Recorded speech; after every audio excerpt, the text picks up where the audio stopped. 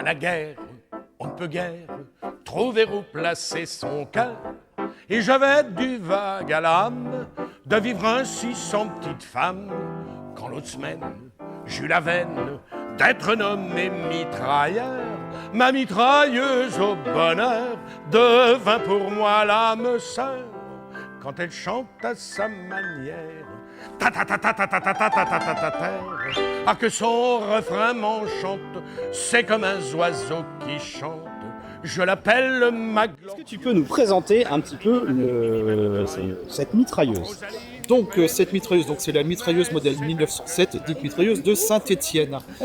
Donc la mitrailleuse modèle 1907, et c'est la principale mitrailleuse en dotation dans l'armée française en 1914. Donc, est-ce que c'est la première ? C'est la première, oui et non. En fait, l'armée française, au tournant du 19e, 20e siècle, comme toutes les armées du monde à l'époque, enfin les principales, va essayer des mitrailleuses. Elle veut se doter de mitrailleuses. Et donc, elle va en essayer plusieurs, notamment les systèmes Maxim, système Hotchkiss, etc. Et la mitrailleuse Hotchkiss, notamment, va beaucoup plaire à l'armée française, pour tout un tas de raisons. Malheureusement, aux yeux de l'armée française, la mitrailleuse Hotchkiss présente deux défauts majeurs.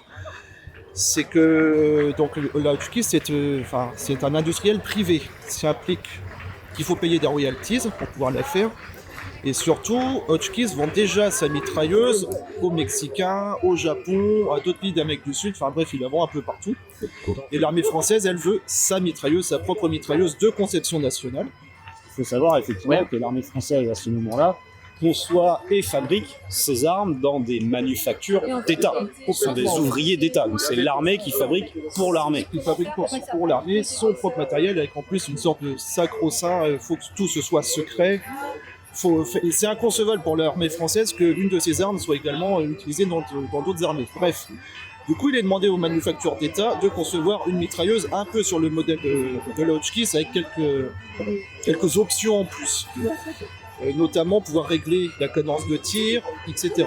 Ça va donner la mitrailleuse modèle 1905, qui est un peu plus tôt, qui est très similaire à celle-là.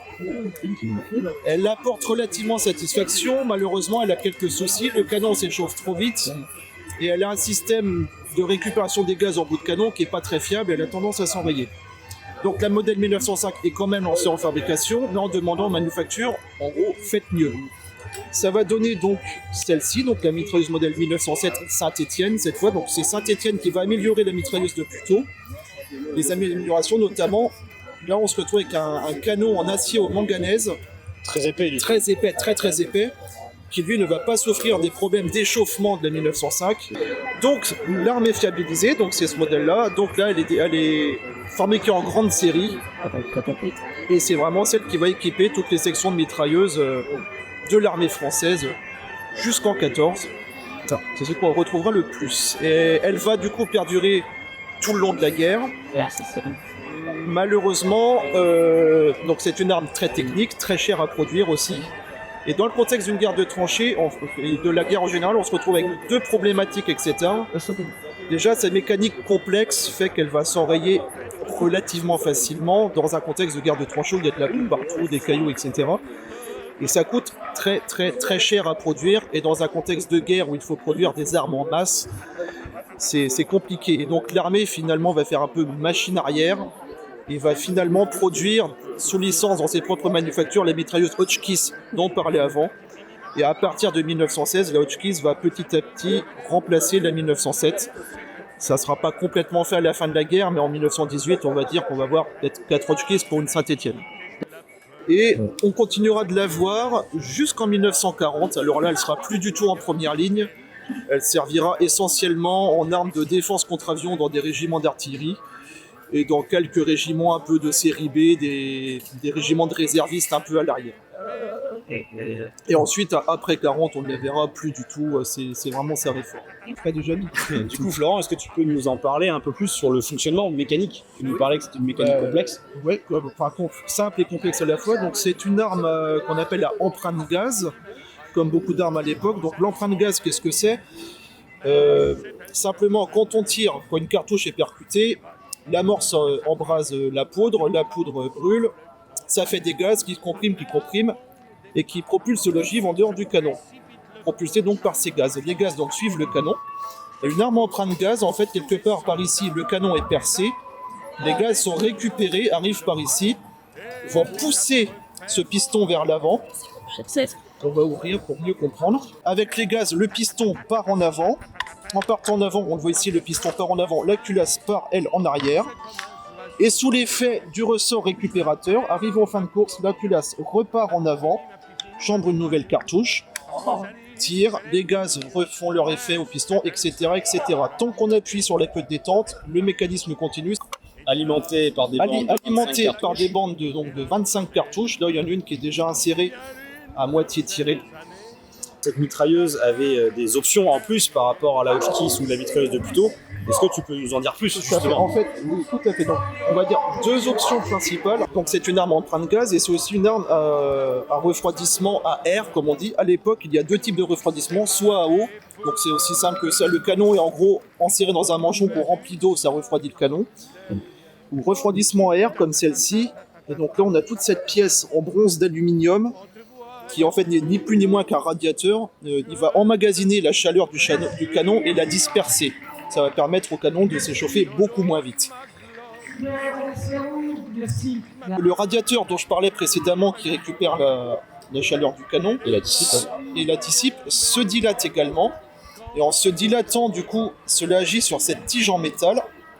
Et en agissant dessus, vous voyez, le guidon s'abaisse ou se relève au fur et à mesure. Et du coup, on va modifier du coup le point visé. Et cela est calculé pour que cela corresponde à la modification de la précision du canon. Une des particularités de la Saint-Étienne, c'est qu'on peut très facilement régler la cadence de tir. On peut aller même du coup par coup, et ensuite en cadence de tir, en moyenne de 300 coups à 800 coups minute. Tout ça se règle en fait par une espèce de petite mallette De l'autre côté, ouais. qui est située de l'autre côté de la pièce, qu'on peut voir ici. Donc la cadence se tire ici, et avec ce bouton, qu'on tire ou pas, on peut avoir aussi la position de tir rapide. Là du coup la mallette n'a plus aucun effet, ça part, et donc là on est vraiment sur les 800 coups minute. Donc ça c'est une des options de la Saint-Étienne que n'a pas forcément la Hotchkiss. Donc pour le poids, la mitrailleuse seule fait donc 23 kg 800. L'affût en lui-même fait également 23 kg 800, plus tout ce support pivotant qui fait 9 kg 800. Donc on est sur un poids total de supérieur à plus de 50 kg, enfin bref, vous ferez les maths.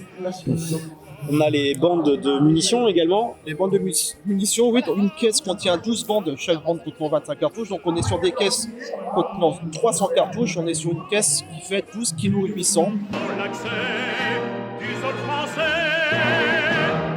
sans fut guider nos fiers soldats, tout là-bas au combat et firent naître l'espérance. Des armes dites collectives. Tout à fait. Du coup, comment s'organise l'utilisation de cette mitrailleuse? Alors, ces mitrailleuses donc, sont regroupées en sections. Il y a une section de mitrailleuses par compagnie dans l'armée française en 1914, j'entends, après c'est évolué. Donc une section de 2 pièces comporte 13 hommes, plus les hommes du train, c'est-à-dire tous les véhicules et les ânes qui transportent les mitrailleuses.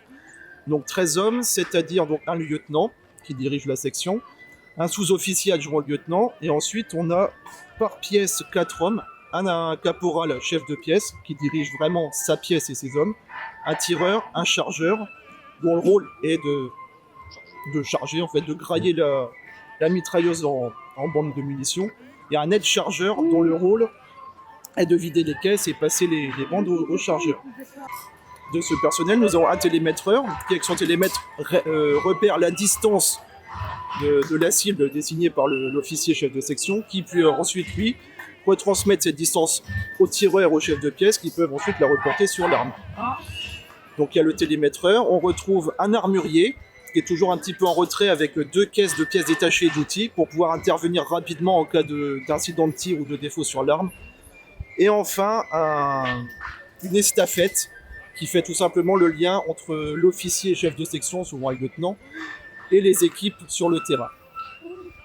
Et donc, comme j'ai dit précédemment, on est sur une section à 2 pièces par compagnie. Dès début 1915, on passe à 4 pièces par section. Et ensuite, plus tard, on va en fait vraiment comparer des compagnies de mitrailleurs. En fait, chaque régiment, sa 3e compagnie C'est la troisième, non, c'est la Qatar 1, 2, 3, et C'est la quatrième. c'est la quatrième du coup. Donc chaque régiment ayant 3 compagnies, la quatrième compagnie devient une compagnie de mitrailleurs. En termes de déplacement, cette arme, on a dit, elle fait plus de 50 kg, hormis les caisses de munitions. Qui porte quoi? En fait, du coup, c'est assez bien fait, c'est bien réparti. Donc, comme je l'ai dit, l'équipe autour de la pièce est de 4 hommes. Donc, le chef de pièce, le tireur, le chargeur et l'aide-chargeur. Donc, le chef de pièce emporte 2 caisses de cartouches. Le tireur emporte la mitrailleuse sur l'épaule. Il a une espèce, comme on le voit ici, une épaulière avec un peu de côte de maille pour protéger plus ou moins l'uniforme et protéger son épaule. Épaulière qui va se mettre comme ceci. On a ensuite le chargeur qui lui transporte l'affût. Et enfin, l'aide-chargeur qui va emporter une autre caisse à munitions et tout le support pivotant. Et ensuite, il marche pour monter au front en ligne. Le chef de pièce en premier qui va désigner la position, suivi du chargeur qui lui va poser l'affût. L'aide-chargeur va poser le support pivotant. Et enfin, le tireur qui va pouvoir poser la pièce sur l'affût complètement monté. Du coup, Florent, on a beaucoup parlé donc, de la mitrailleuse en elle-même, mais quid de son utilisation au combat dans l'armée française? Et bah, du coup, dans l'armée française en 14, c'est pas encore très bien défini la doctrine d'emploi de Geste Manuel. Voilà, l'emploi tactique des mitrailleuses, celui-ci de 1915, comme vous le voyez. Voilà, ça fait 5 pages, hein, c'est pas très épais. En gros, on sait pas, c'est une arme encore relativement nouvelle, on n'a pas encore beaucoup de retours terrain de ça, donc on sait pas trop comment s'en servir. Donc on la met en 14 un petit peu lors de l'assaut en soutien, pour ça tire un peu sur l'objectif désigné, mais bon, c'est pas encore bien défini. C'est un peu mieux pareil en défensif, mais on ne sait pas encore trop comment faire. Après, la guerre se développant, du coup la guerre de position, de tranchées se développant, on commence petit à petit vraiment à apprendre à s'en servir. On l'a déjà en défensif. Dans les tranchées, on fait en sorte que ça prenne toujours de flanc Et non pas de face. et non pas de face l'adversaire qui arrive. Ça fait beaucoup plus de dégâts de mitrailleuses de flanc plutôt que de mitrailleuses de face. En assaut aussi, on les met, elles sont un peu comme en 14 en soutien de l'assaut, mais déjà on repère vraiment bien, c'est repéré à l'avance les cibles qu'elles vont devoir abattre.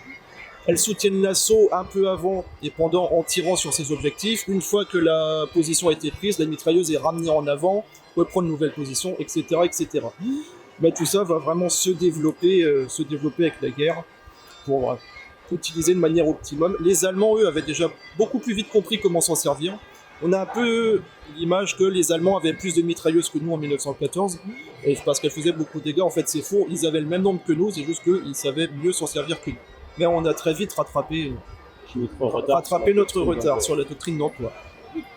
Donc oui, ces mitrailleuses, ce sont avant tout des armes fixes. C'est pas destiné à accompagner l'assaut, puisque c'est trop lourd en fait. Comme j'ai expliqué plus tôt, on est sur plus de 50 kg de matériel, plus 4 hommes pour le trimballer. Donc c'est pas quelque chose destiné à accompagner l'assaut, c'est vraiment sur une position fixe, soit une position défensive, comme dit tout à l'heure, ou une position offensive. Mais voilà, ça ne bouge pas. Ça peut bouger vraiment une fois qu'une position prise et tout, mais c'est pas destiné vraiment à avoir un mouvement souple entre guillemets. Pour ça, plus tard, on va développer les fusils mitrailleurs. L'idée étant d'avoir à peu près la puissance de feu d'une mitrailleuse, tout en ayant la mobilité d'un fusil. Mais là, ça, c'est encore une autre histoire, c'est une autre arme. Nous en parlerons peut-être la prochaine fois.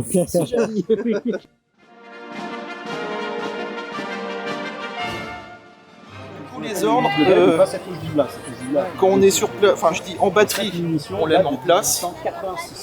Dès qu'on met en place, on fait tout ce que j'ai dit, on met la bande et tout en fait. Dès que je dis en batterie, en 10 secondes, c'est prêt à tirer. Il n'y a pas d'ordre pour charger la bande, il n'y a pas d'ordre pour tout ça, ça fait partie du en batterie. Quand je dis cesser le feu, déjà il y a halte au feu, bon comme on tire pas, on le fera pas, halte au feu, le tireur lâche juste la descente. Cesser le feu, le chargeur, donc toi, tu retires la bande, tu la repasses à lui, qui la fout dans une caisse, enfin il referme les caisses. Et après, démonter. Donc là, après pour bouger, tu as 2 ordres. Tu as soit démonter, on redémonte tout, comme j'ai dit, chacun reprend ses machins sur l'épaule. Et il y en a un autre, c'est genre pour faire un petit bond, genre tu sais, si on veut aller de là à 10 mètres, c'est à bras ferme. En fait, à l'ordre à bras, tu as le tireur, il chope déjà, il faudra que ça soit bloqué. Le tireur, il chope la flèche ici. Le chargeur, il chope ici. Le chargeur, il se met de l'autre côté, il chope ici. Et quand je dis ferme, Vous levez, moi le chef de pièce, je récupère les bandes. Cette munition-là, Et puis on fait le saut de 10, 15 mètres. D'accord, on va essayer de faire ça. Moderne. De toute façon, on va s'entraîner, ouais, mais carrément. on va s'entraîner.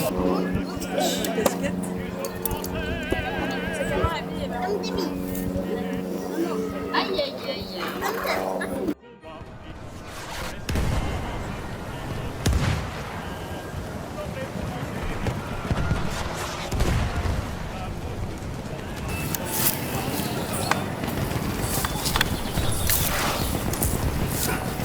Il y a ma selle qui a tourné. Ok. Tiens, attention, t'as une cartouche qui se fait la malle. Ah ouais. Quick. Prêt. Cible. Les boches là-bas, 200 mètres. Derrière l'arbre en boule, toujours. L'arbre en boule. Feu.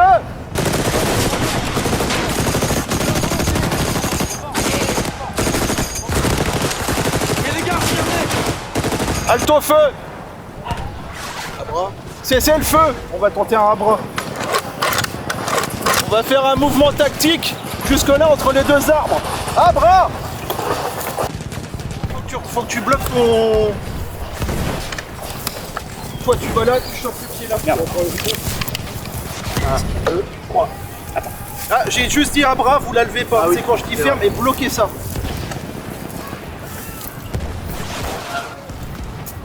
Donc à bras, vous prenez. Ferme. T'as droit les gars, parce que moi, ça bouge.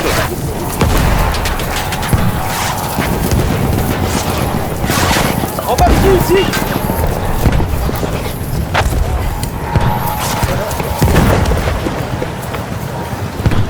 Bande.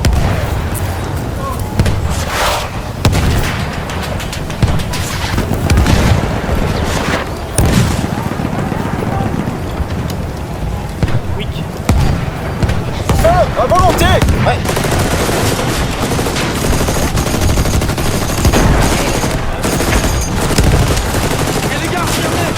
Alto feu.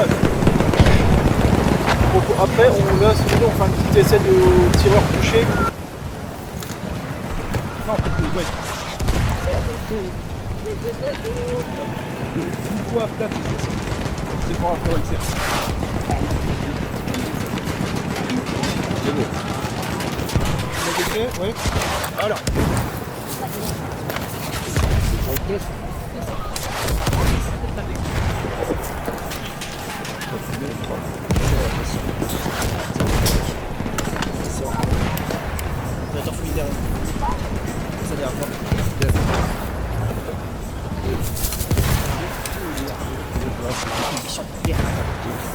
Bon, je vais armer.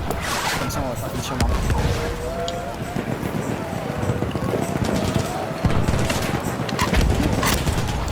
Ouais. Objectif os. Les bas juste en face entre les deux tentes. Au 0. Ouais. Bon.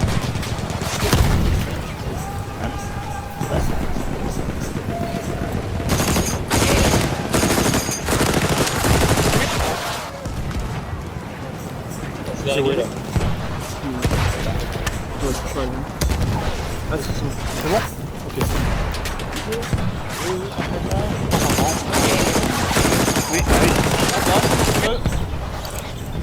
C'est le feu. Retire ta bande. Ouais. Les montées.